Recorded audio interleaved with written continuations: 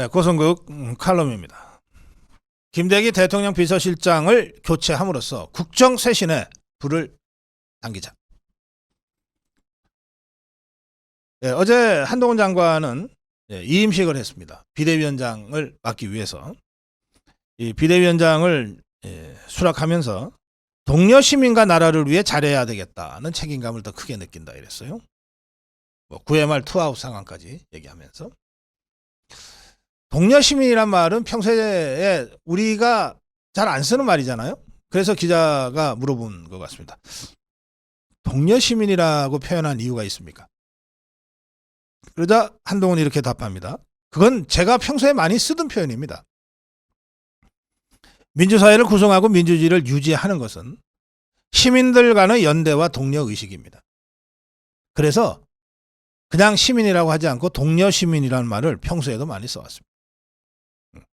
나름 단어 하나하나에도 어떤 철학적 함의를 담아서 언어를 구사하고 있는 한동훈의 그 화법이 어떤 것인지를 여러분들이 이 짧은 문답을 통해서도 아마 다시 확인하실 수 있을 겁니다. 또 예상보다 빠르게 비대위원장을 수락했는데 라고 하는 질문이 나오자 사실 여의도 문법처럼 좀 고심하는 듯한 연출도 하고 또 당에서 상고 처리하는 이런 모습도 좀 만들어가는 게 어떠냐고 하는 제안들이 많이 있었는데 저는 결심이 섰으면 간보거나 머뭇거릴 이유가 없다고 생각한다. 그런 식으로 뻔한 연출하면 국민들이 지루해 하시지 않겠느냐. 네. 이게 한동훈 스타일이에요.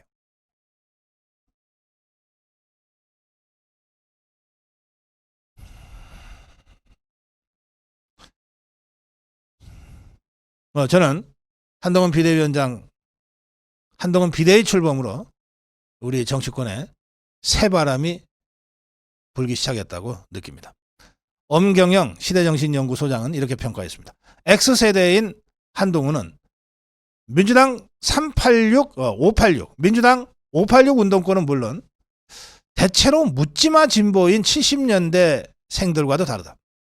오히려 탈정치, 탈이념의 2030 세대와 MZ세대와 가까운 스타일과 행보를 보여왔다. 자연스럽게 젊은 층에 호소할 수 있을 것이다. 이렇게 평가했습니다. 윤석열 대통령과 워낙 가까운 측근이라서 과연 대통령한테 할 말 제대로 할 수 있겠느냐. 이거는 비대위원장 논란 때부터 계속해서 제기됐던 문제인데 이 문제와 관련해서 한동훈이 아니라 윤석열 대통령이 말을 했습니다. 최근 참모들과의 자리에서 한동훈에 대해서 이렇게 표현했다고 합니다. 아유, 그 사람은 있는 그대로를 나에게 말해줄 사람입니다. 있는 그대로를 나에게 말해줄 사람. 검사 시절에 계급장 떼고 토론한 게 한두 번이 아니야.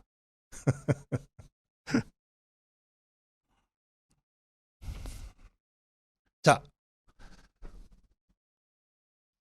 그럼에도 불구하고 조중동은 한동훈에 대한 경계, 제가 어제 한동훈을 공격하는 프레임이 시작됐다고 말씀드렸는데 경계와 견제를 늦추지 않고 있습니다.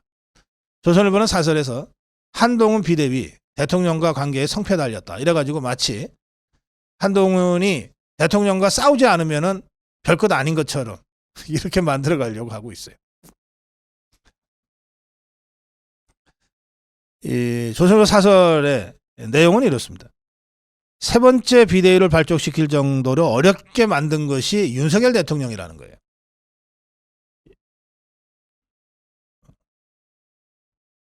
그래서 비상상황을 윤석열 대통령이 만들었는데 이 비상상황을 대처하기 위한 비대위원장으로 윤석열 대통령의 최측근을 임명하는 게 이게 순리에 맞는 거냐. 이런 식으로 지금 문제 제기를 하고 있어요.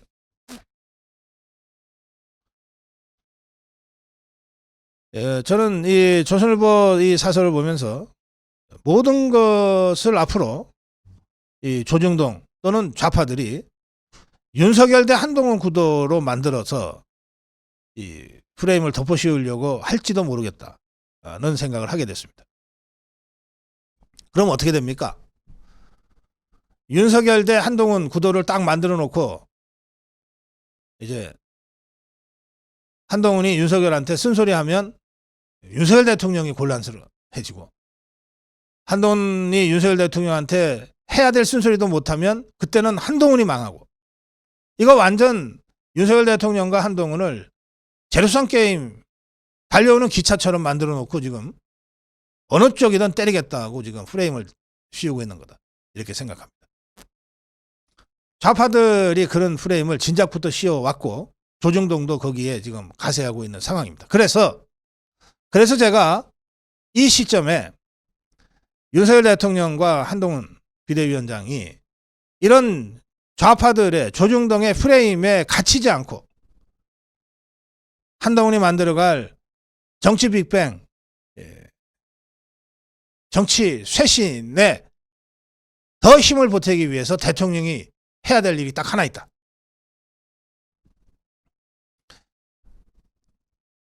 그간의 이 어려웠던 국정 운영 전반에 걸친 최종적인 책임을 누군가가 지는 것이 신상필벌 원칙에도 맞고, 또 끊임없이 윤석열 대통령에게 이 모든 책임을 뒤집어 씌우려고 하는 종북 주사파들과 조중동의 프레임에 정면으로 대응하는 길이다.